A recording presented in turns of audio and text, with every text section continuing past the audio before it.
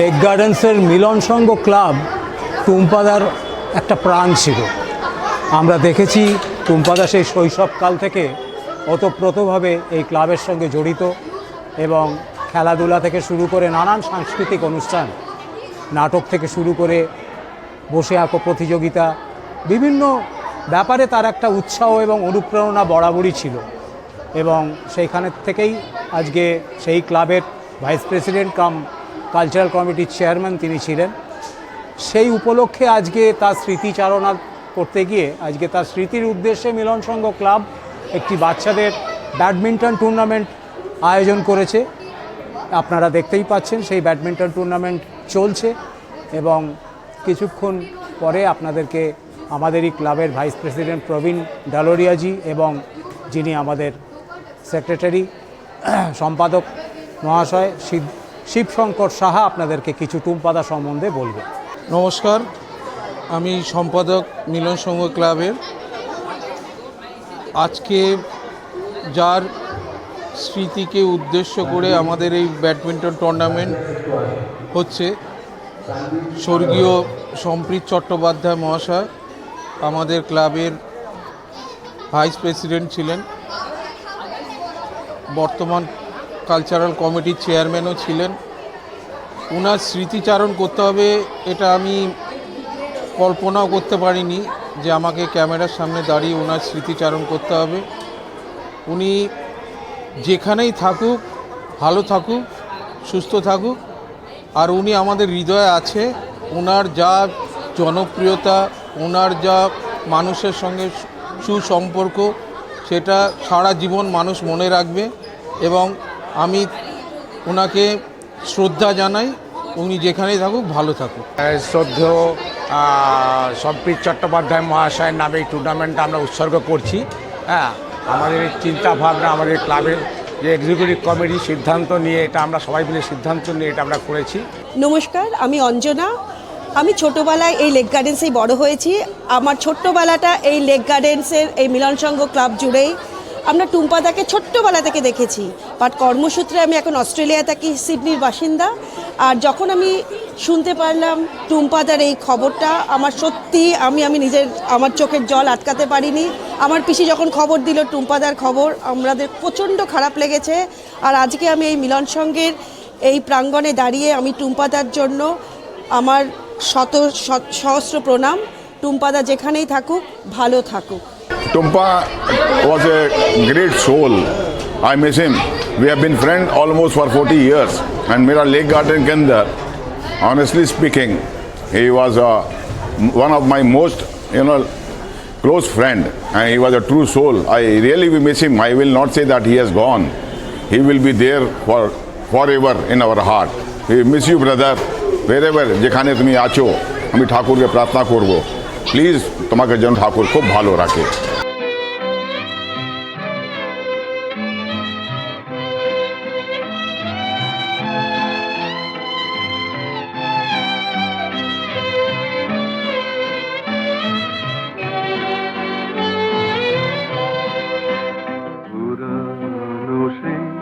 দিনের কথা বলবি কি রে, হায় ও সে চোখের দেখা, প্রাণের কথা সে কি বলা যায়।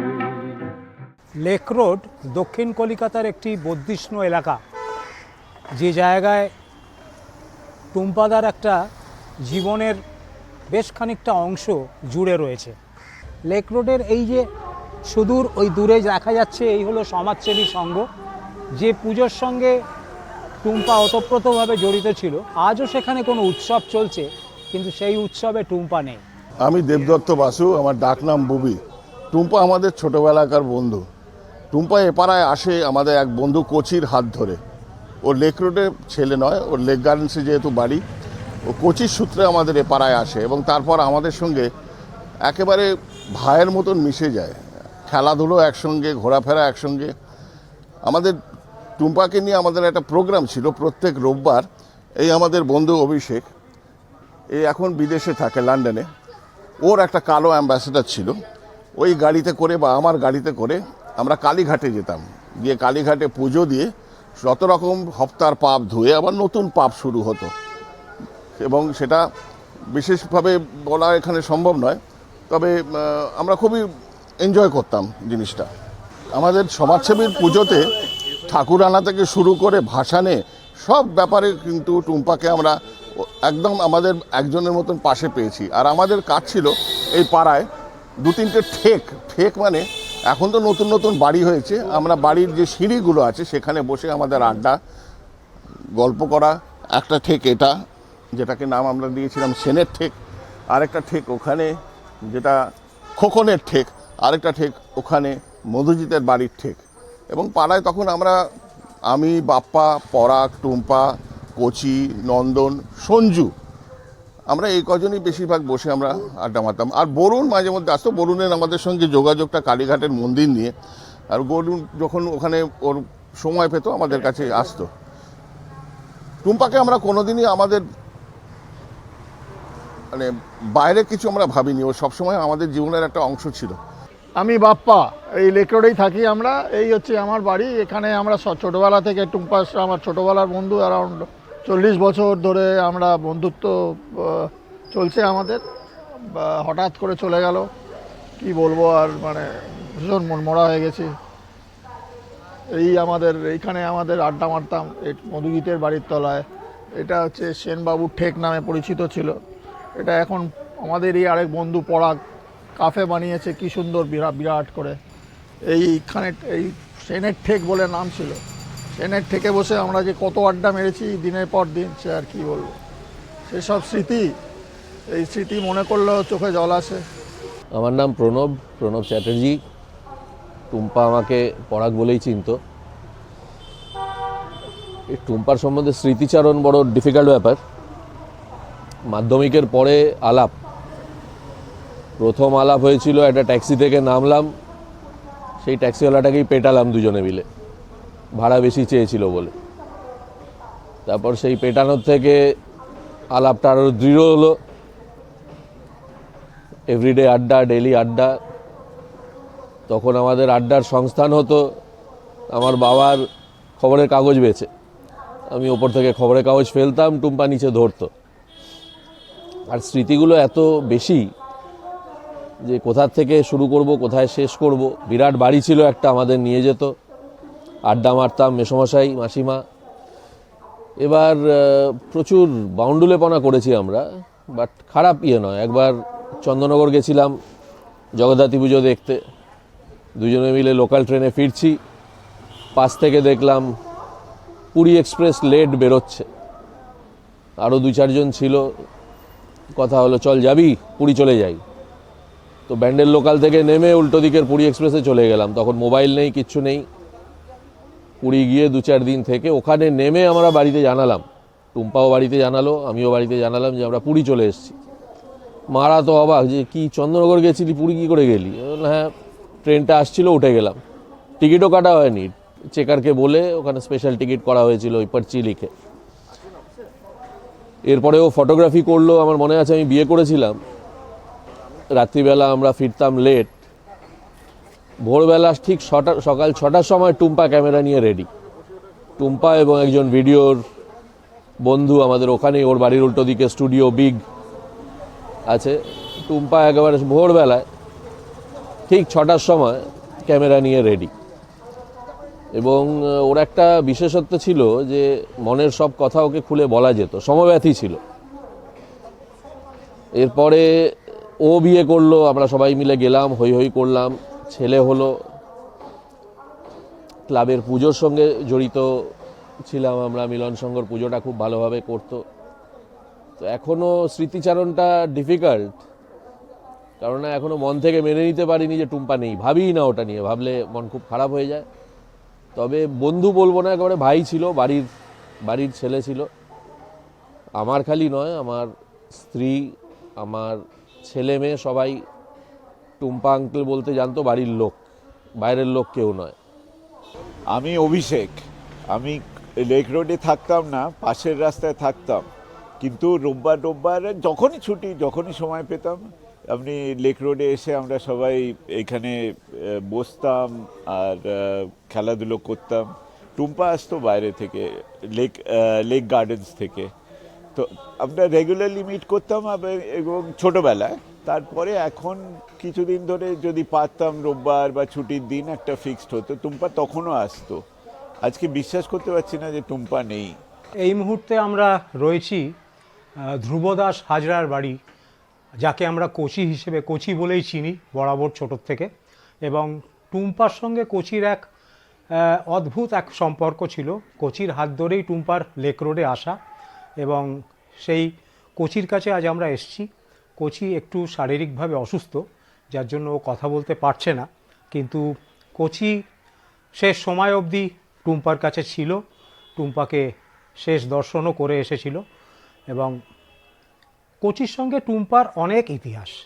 এখানেতে দুর্গাপুজো থেকে সমাজসেবীর পুজো করা থেকে শুরু করে খেলাধুলা এবং বন্ধুদের যে যাবতীয় সমস্ত আড্ডা, সেই সংক্রান্ত ব্যাপারে আড্ডা যেমন আমরা কিছুক্ষণ আগে শুনেছি বিভিন্ন বন্ধুদের কাছ থেকে লেক রোডেতে, সেনের ঠেক এবং অন্যান্য বিভিন্ন লেক রোডের অঞ্চলে যে আড্ডা, সেইখান থেকেও আরেকটা আড্ডা বসতো কোচির বাড়িতে। এইখানেতে কোচি, ওনার স্ত্রী অভয়া এবং ওনার যে বাচ্চারা তানিয়া এবং শালিনী, ওদের ভীষণ প্রিয় পাত্র ছিল টুম্পার। অভয়া যে কিনা কোচির সঙ্গে দীর্ঘ দিন ধরে সহধর্মিণী হিসেবে রয়েছে এবং আমাদের সঙ্গে ওতপ্রোতভাবে জড়িত, এবং অভয়া আমাদের প্রত্যেকটা আড্ডাতে আমাদের সঙ্গে সঙ্গ দিত। এবং সত্যি এটা একটা অদ্ভুত খেলাঘর ছিল আমাদের এই কোচির বাড়ি। টুম্পা আমার বন্ধু ছিল, দাদাও নয়, ভাইও নয়। টুম্পা সম্পর্কে বলতে গেলে বিস্তারিত অনেক কথা, সেই বিস্তারিতে যাব না। বলি টুম্পা আর আমার যোগাযোগের কিছু ছোট ছোট ঘটনা। প্রথম হচ্ছে, টুম্পা খুব বড় মনের একটি ব্যক্তি ছিল। টুম্পা কখনোই কোনো বিষয়ে না বলতো না। টুম্পা ছিল মোহনবাগানের খুব বড় একজন মোহনবাগান প্রেমী সমর্থক। একবার কলকাতায় বিশ্বের সর্বশ্রেষ্ঠ ফুটবলার ডিয়াগো মারাদোনা এলো, এবং সেই মারাদোনাকে দেখার সুযোগ আমরা পেয়েছিলাম। মারাদোনা মোহনবাগান মাঠেও এসেছিলেন। আমার মনে আছে, আমার ছেলে অর্জুন তখন 4 বছর কি 5 বছর হবে। ও বায়না করেছিল যাবে। টুম্পা বলল চল নিয়ে যাব। গেলাম, মাঠে খুব ভিড়, লাইন দিয়ে ঢুকতে হচ্ছে। টুম্পা হাইটটা খুব সুন্দর ছিল, 6 ফিট তার বেশি। টুম্পা অর্জুনকে আমার কোল থেকে নিয়ে ওর কাঁধের মধ্যে বসিয়ে দিল, বলল চার আমার কাঁধে, এত বড় লাইন দাঁড়াতে হবে। কাঁধে করে ওকে নিয়ে টুম্পা মাঠে পৌঁছে গেল, এবং মারাদোনাকে টুম্পাই অর্জুনকে দেখিয়েছিল তার মতন করে, কারণ যেহেতু লম্বা ছিল অনেক। এছাড়া মোহনবাগানের তো আরো বহু খেলা আমরা ইস্টবেঙ্গলকে হারিয়ে আনন্দ করেছি, আবার ইস্টবেঙ্গলের কাছে হারার পর দুঃখও পেয়েছি। বাইচুং ভুটিয়া একবার মোহনবাগানের এগেইনস্টে হ্যাটট্রিক করেছিল সল্ট লেকে, এখনো মনে পড়ে। মেম্বারশিপ কার্ড টুম্পার আমি ছিঁড়ে ফেলে দিলাম গ্যালারির ওপরে, কারণ এই হ্যাটট্রিকটা ঠিক আমরা যেখানে বসে আমাদেরই দিকে গোলগুলো হলো, মনে হলো বুকের মধ্যে আমাদের গোলা আসছে, কাঁদলাম। তারপরে আমি টুম্পাকে বললাম কার্ড ফেলে দেবো, টুম্পা বললে আমিও ফেলে দেবো।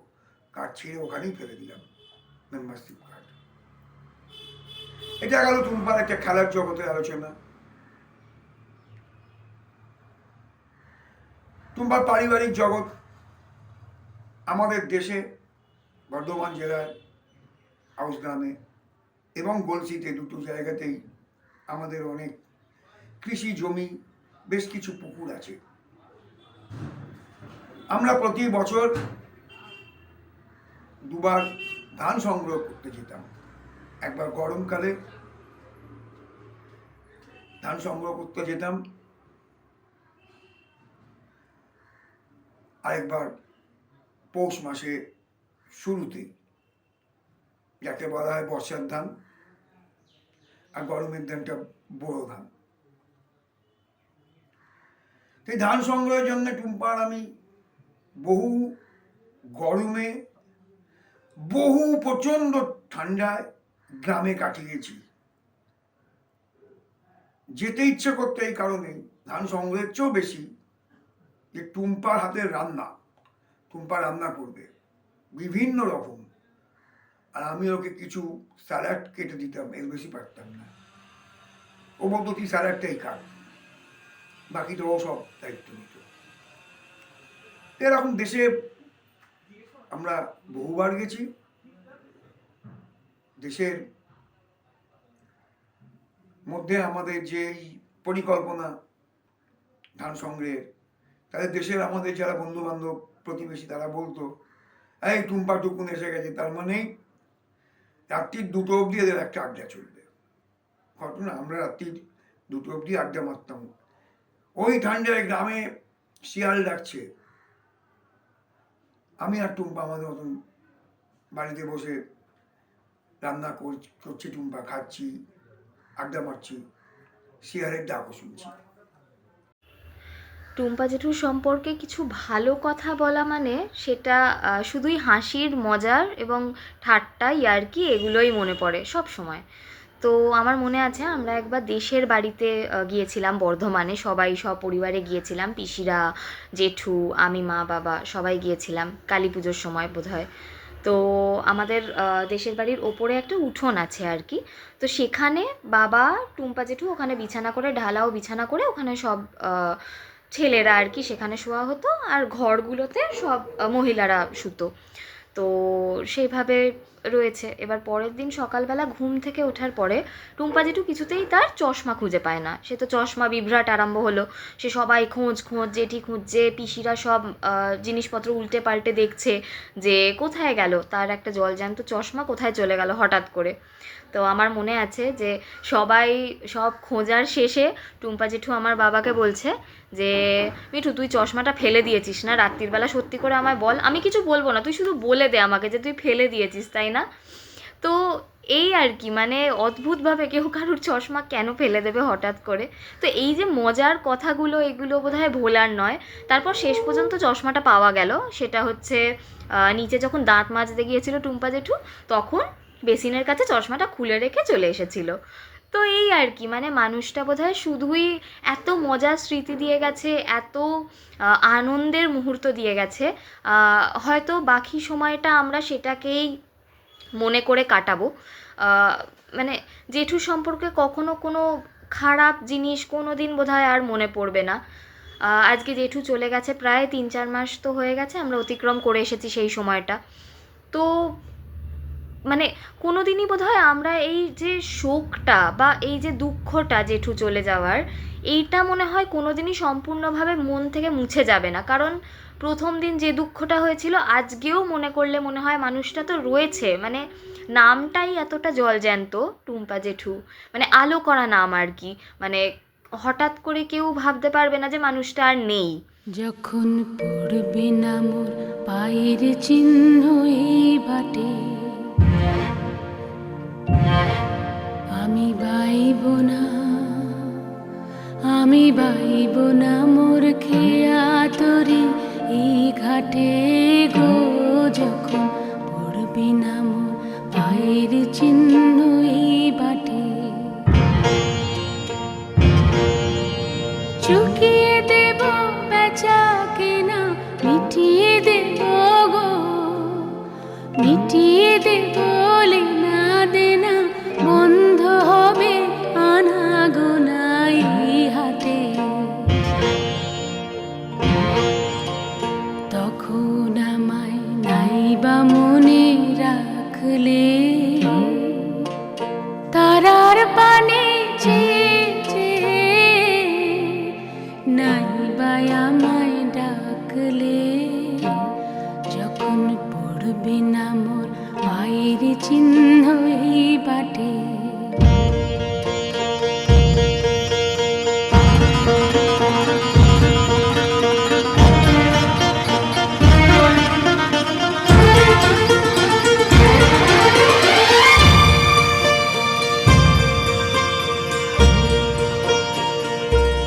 যখন জমবে ধুলা তানপুরাটার তার ঘোলা কাঁটালতা।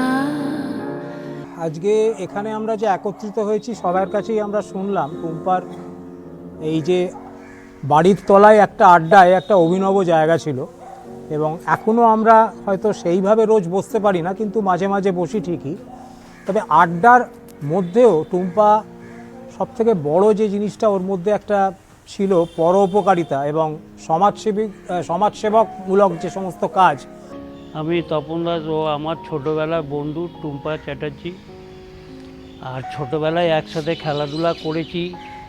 আমাদের একটু আস্তে আস্তে বয়স হচ্ছে এক জায়গায় আমরা জমাট হয়ে এখানে বসে গল্প টল্প আদর পাদর সব কিছু চা পা খাওয়া দাওয়া হতো। আমি বাবু, আমাদের এখানে শনিবার রোববার 15 জন 16 জন থাকি, আড্ডা হয়। আমাদের বন্ধু টুম্পা চ্যাটার্জি থাকতো এখানে, ওই চেয়ারটাই বসতো। এখানে মিনিমাম 15 জন থাকতো, চাটা খাওয়া হতো, গল্প হতো। ক্লাবে ছিলাম, মিলন সংঘ ক্লাবে উনি প্রেসিডেন্ট ছিলেন, আমরাও সদস্য ছিলাম। এই ক্লাবের সম্বন্ধে আলোচনা হতো। উনি আমাদের মধ্যে এখন নেই, কি আর বলবো, ছোটোবেলার বন্ধু। আর কিছু বলার নেই। সন্ধেবেলাও আড্ডা হতো, ও থাকাকালীন প্রায় ভালোই আনন্দ হতো। যে চলে গেছে এখন আমরা মিস করছি। আমি বাপি দাদা, আমি টুম্পার মাস্তুতো দাদা। ও আমার থেকে 6-7 বছরের ছোট। তো ছোট ভাই চলে গেছে, এটা মানে কি বলবো, একটা দাদা হিসেবে তার তো ভীষণ দুঃখের। এই কারণে যে আমরা ভাই এত ছোট হতে পারে, কিন্তু আমরা ভীষণ ভালো বন্ধু ছিলাম, এবং more than brother we are friends, good friends, very good friends, মানে এটা ভাবা যায় না। আর এই যে আড্ডাটা আরও যারা বললো, এ আগে আমার তপন বললো, বাবু বললো, সত্যি এটা একটা অদ্ভুত সুন্দর একটা আড্ডা হতো, খুব আনন্দের আড্ডা হতো। এবং যখন যে আসতো টুম্পা তাকে বলতো তুমি চা খাবে, চা না খালেও তাকে জোর করে একটু চা খাওয়াবে আর কি, বসে যাতে একটু আড্ডা হয় যাতে। ও খুব ভালোবাসতো এসব আড্ডা। আর সত্যি কথা বলছি কি, একটা সময় আমি এখানে থাকতাম, আমি ঠাকুরের বাড়ি ছিল আমার, আমি এখানে এসে থেকে যেতাম আমার মাসির বাড়িতে। তো আমরা সবাই একসঙ্গে বড় হয়েছি, ওরাও কি আমার বাড়িতে থাকতো, আমাদের বাড়িতে থাকতো। তো আমি বুঝিনি যে কি দিনটা আমাদের কাটছে, এখন বুঝি যে কি দিন সুন্দর কেটেছিল আমার। এবং ছোট্ট স্মৃতি বলতে কি, আমিও খুব দুষ্টু ছিলাম, যদি ওর থেকে বড়, আর ও ভীষণ দুষ্টু ছিল। যা একটা ছোট্ট ইনসিডেন্ট আমি না বলে পারছি না, আমার এখন মনে পড়লো, তাই অনেকদিন আগেকার কথা। হঠাৎ আমার বাড়িতে টেলিফোন গেল, তখন তো আর মোবাইল ছিল না, এমনি হ্যান্ডফোন ছিল। তো বললো, আমার বাবাকে বললো, আমার মাকে বললো, এক্ষুনি আপনারা চলে আসুন, টুম্পার মাথা ফেটে গেছে। আমি সে কি, আমার বাবা ডাক্তার ছিলেন, তো ছুটে রাত্রিবেলা এলাম, তখন 10টা সাড়ে 10টা বাজে। দেখে মাথাটা ফুটো হয়ে গেছে, গলগল করে রক্ত পড়ছে। কী কারণ? একটা বিশাল আলমারি ছিল, সেই আলমারিতেও উঠছিল বক্তৃতা দেবে বলে। এবার একটা বড় ঘাস কাটা কাঁচি ছিল, সেইটা পরে মাথাটা গেছে ফুটো হয়ে। আর ও নির্বিকার দাঁড়িয়ে আছে। ওর যে লাগতো, ওর যে কোথাও যদি ব্যথা লাগতো, ও কিন্তু কোনোদিন ওকে কাঁদতে দেখিনি, কিছু বলতে দেখিনি, নির্বিকার চিত্তে দাঁড়িয়ে আছে। কেউ ওকে হয়তো স্টিচ করতে, আমার বাবা স্টিচ করেছেন আমি দেখেছি, ও চুপচাপ দাঁড়িয়ে আছে। এই হচ্ছে টুম্পা। আমি সন্দীপ। টুম্পা দাদা সম্বন্ধে কিছু বলতে হচ্ছে আজকে, কারণ আমরা এখানে সবসময় আড্ডা দিতাম, টুম্পাদার উৎসাহতে আমরা এখানে একসাথে জড়ো হতাম। আজকে আমরা যে তারামায়ের পুজোর অনুষ্ঠান করতে চলেছি, এই পুজোটা শুরুই করেছিলেন টুম্পাদা। টুম্পাদার উৎসাহে আমরা এই পুজো করেছি। পুজোর 5টা দিন 7টা দিন চাঁদা তোলা থেকে আরম্ভ করে বিসর্জন অবধি কীভাবে কেটে যেত আমরা বুঝতেই পারতাম না, কারণ সব কিছুর মাথাতেই টুম্পাদা। তার পরিকল্পনা, তার অভিজ্ঞতা দিয়ে আমরা পুজোটা পার করতাম। আর একটা কথা হচ্ছে, আমরা টুম্পাদার এখানে একত্রিত হতাম, উনি চাইতেন সবাই মিলে বসি, গল্প করি, আড্ডা মারি, তাতে বন্ধুত্বের বন্ধনটা আরও দৃঢ় হতো। আচ্ছা, আমি দাসদা এই বাড়িতে আমি কর্মসূত্রে কেয়ারটেকার হিসেবে আসছি। যতদিন দেখছি এখানে রমরমা জমজমাট সোশ্যাল সব কিছু, এখানে আড্ডা দেওয়া হতো। এবং উনি আমাদের মধ্যে নাই, উনি বিদায় নিয়েছেন। এই বিদায় করুন, এই বিদায় মর্মান্তিক, এই বিদায় বেদনাদায়ক। আমরা আর ভাষা রহিত হয়ে গেছে। এই জন্য উনি আমাকে খুব স্নেহ করতেন এবং বিশ্বাসও করতেন, সেটা আর বলতে পারি না। টুম্পা এই নামেই ওর সার্বিক পরিচয়। পোশাকি নাম সম্প্রীত চট্টোপাধ্যায়। সুধীর চট্টোপাধ্যায়ের এবং আরতি চট্টোপাধ্যায়ের মধ্যম সন্তান। আবাল বৃদ্ধ বনিতার মুখে মুখে ফেরে টুম্পা টুম্পা টুম্পাদা, যে সকল মানুষেও সকলে আপন করে নিয়েছিল, মুহূর্তে মিশে যেতে পারত তার সাথে। জন্ম 1962, 26শে নভেম্বর। কমলা ভবন, পরে কমলা অ্যাপার্টমেন্ট বড় হয়ে ওঠে। যেখানে এখন অ্যাপার্টমেন্ট, সেখানে বাগান, দোল্লা, এই সবই একসময় শোভা পেত। এর একজোড়া ময়ূর, এবং সেখানেই পাড়ার সব বন্ধুদের নিয়ে হই হুল্লোড় করেছে টুম্পা। সরস্বতী পুজো থেকে শুরু করে অনেক আনন্দ অনুষ্ঠান এই বাগানে চলত। কোনো রকম উচ্চ নিচ ভেদাভেদ জ্ঞান ওর মধ্যে ছিল না। কৈশোর থেকে ছবি তোলার উৎসাহ ছিল প্রচণ্ড। ক্যামেরা হাতে ছবি তুলতে দেদাত ভালোবাসত। ছবি তোলার প্রাথমিক শিক্ষা বা প্রাতিষ্ঠানিক ছাপ না থাকলেও যৌবনে বেশ কিছু জমজমাট কাজ করেছে টুম্পা। রিপোর্টার সহ বন্ধু মনোজিৎ বা তুতুর সঙ্গে আনন্দ সহকারে এবং আনন্দবাজার এবং দেশ পত্রিকায় বিভিন্ন সময় বিভিন্ন কাজ টুম্পার সাথে তুতু করেছে। 1989-এ দেশ পত্রিকার প্রচ্ছদ নিবন্ধে ঝুপড়ি বস্তির কলকাতা বা সানন্দার বস্তির মেয়ে বা সানন্দায় নপুংসক বিশেষ রচনা। তারও আগে দ্য টেলিগ্রাফ কাগজের মনোজিতের সঙ্গে দ্য মেট্রোপলিটন টেলিগ্রাফের যে সান্ধ্য ছিল, সেখানে বেশ কিছু ছবি ছাপা হয় নানান স্টোরির সঙ্গে। পরবর্তীতে দ্য স্টেটসম্যানের চিফ রিপোর্টার সুব্রত পত্রনবিশের কাছে শিক্ষানবিশী সঙ্গে বেশ কিছুদিন ছবি তোলে এবং শিক্ষানবিশীও চলে। উত্তরকালে প্রয়াত শ্যামলবাবুর কাছে এবং ইলোরা দেবনাথের সঙ্গে সংযোগের সঙ্গে ওতপ্রোতভাবে যুক্ত ছিল সম্প্রীত বা টুম্পা। জনসংযোগের কাজে ওর উৎসাহ ছিল। জাপান ও বাংলাদেশের ডেলিগেটসদের সঙ্গে দারুণভাবে মিলে মিশে জমিয়ে তুলেছিল বহু অনুষ্ঠান। বন্ধু আনন্দবাজারের চিফ রিপোর্টার সুব্রত বসুর সৌজন্যে বেশ কয়েকটি ভালো ভালো ছবি ফ্রন্ট পেজে ছাপা হয়েছিল। তার মধ্যে মুখ্যমন্ত্রী মমতা ব্যানার্জির সঙ্গে অভিনেতা শাহরুখ খানের ছবি, সেটা এখনও আলোচিত হয়। একাধিক শর্ট ফিল্মে অভিনয় করেছিল টুম্পা, দর্শকদের কাছে সমাদৃত সেসব ছবি। প্রখ্যাত চলচ্চিত্র শিল্পী প্রয়াত শ্যামল ঘোষালের দস্তাবেজ ছবিতে অভিনয় করেছিল। পরিচালক নীতিশ মুখার্জির বহু ছবিতে সহ পরিচালনা করেছে টুম্পা। উৎসব পার্বণেও ওর উৎসাহ ছিল দেখবার মতো। পাড়ার দুর্গাপুজো বা তারও আগে দক্ষিণ কলকাতার বিখ্যাত একটি পুজো সমাজসেবী সংঘের সঙ্গে তার যোগ ছিল স্বতঃস্ফূর্ত। লেক রোডের এই আড্ডা ছিল প্রাক যৌবনে টুম্পার অক্লেশে বিচরণ। আজও তারা টুম্পাকে মিস করে। পাড়ার ক্লাবে সক্রিয়ভাবে যুক্ত ছিল টুম্পা। প্রতি বছর নাটকের নেপথ্যে তার অবদান অনস্বীকার্য। পাড়ায় মিলন সংঘ ক্লাবের প্রাক্তন সম্পাদক এবং আমৃত্যু সহ সভাপতি ছিল। চ্যাটার্জি পরিবারে তার নিজের পরিবারের অনুষ্ঠান বা যে কোনো আনন্দ অনুষ্ঠানে তার যোগদান ছিল মাত্রাহীন। প্রতি বছর কালী পুজোয় বর্ধমানে তকিপুর গ্রামে কুর্তুত পিস্তুত ভাই বোনদের সঙ্গে আনন্দে কাটত সেই পুজো প্রাঙ্গণ। অন্নপূর্ণা পূজা, রথযাত্রা এবং কালী পুজো, এ ছিল টুম্পার প্রাণ। গল্প করতে বা মানুষের সঙ্গে মিলেমিশে যাওয়ার একটা সহজাত প্রতিভা ছিল। যে কোনো বয়সে ছেলে মেয়ে বাচ্চা বৃদ্ধ সকলকে তার কথার জাদুতে মোহিত করত। বাড়ির নিচে মৃত্যুর দিন সকাল পর্যন্ত আড্ডা, প্রাণ খোলা মেলামশা, উৎসব পার্বণ তার প্রাণ। বাড়ির সামনে তারামা পুজোতে আমৃত্যু সভাপতি থেকে সব দিক দিয়ে পুজোকে সর্বাঙ্গীনভাবে সাহায্য দান তার কাছে সহজ স্বাভাবিক ছিল। বসতো চায়ের আড্ডা, সকাল বিকেল বাড়ির নিচে, কখনো পাড়ার মোড়ে বাবু কেবিনে।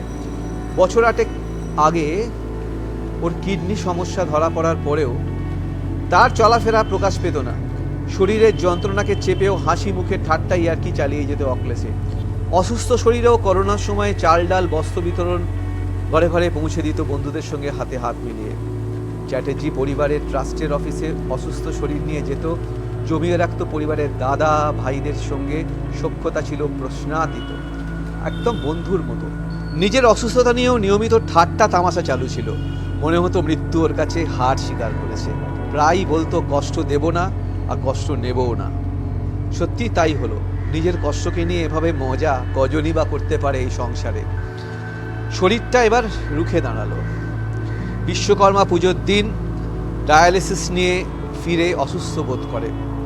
সেই সন্ধ্যা রাতই কেড়ে নিল অমন তরতাজা মানুষটাকে। শেষ যাত্রা ছিল রাজার মতোই। রাত থেকে ভোর, ভোর থেকে সকাল, সকাল থেকে দুপুর, শহরের বিভিন্ন প্রান্ত থেকে টুম্পার সব যাত্রায় সামিল হয়েছিল বহু মানুষ। সজল নেত্রে বিদায়, বিদায় টুম্পা, বিদায় টুম্পা, লং লিভ টুম্পা, তুই কখনো হারিয়ে যাবি না। Love you Tumpa. আগুনের পরশমণি ছোঁয়াও প্রাণে, এ জীবন পূর্ণ করো, এ জীবন পূর্ণ করো, এ জীবন পূর্ণ করো, এ জীবন পূর্ণ করো দহন দানে। আগুনের পরশমণি ছোঁয়াও প্রাণে।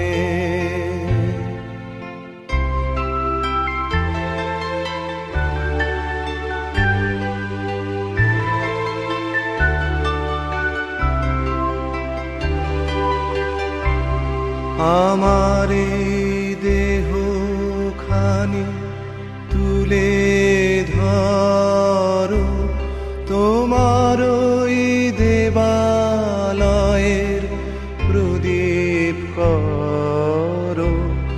নিশিদিন আলোক শিখা জ্বলুক গানে, নিশিদিন আলোক শিখা জ্বলুক গানে।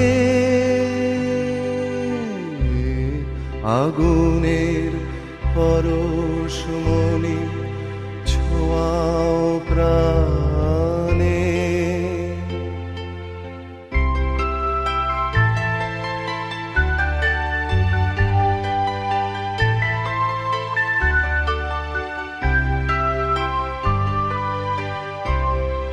আধারের গায়ে গায়ে পরশ তব, সারা রাত ফোটাক তারা নব নব। আধারের গায়ে গায়ে পরশ তব। টুম্পা নেই? কে বললো টুম্পা নেই? টুম্পা তো আছে, আমাদের সকলের মধ্যে রয়েছে। এই ভিড় দেখে কি মনে হচ্ছে টুম্পা নেই?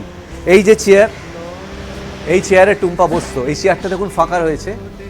টুম্পা এখন এসেছে, টুম্পাকে দেখতে পাচ্ছেন না। টুম্পা এখানে আছে, আমাদেরই মধ্যে আছে। টুম্পার সমস্ত কথা আমরা শুনলাম। টুম্পার সব কথা তো শেষ হবে না। আমরা লেক রোডে গেলাম, লেক রোডে টুম্পার কথা শুনলাম। আমরা বিভিন্ন জায়গায় আমরা গেছি, ক্লাবে দেখলাম যে ব্যাডমিন্টন খেলা হচ্ছে টুম্পার স্মৃতিতে, কিন্তু টুম্পা সেখানে রয়েছে, আপনারা দেখতে পাননি। টুম্পা আছে, টুম্পা আমাদের মধ্যে থাকবে এবং টুম্পার কোনো শেষ নেই। Long live Tumpa, love you.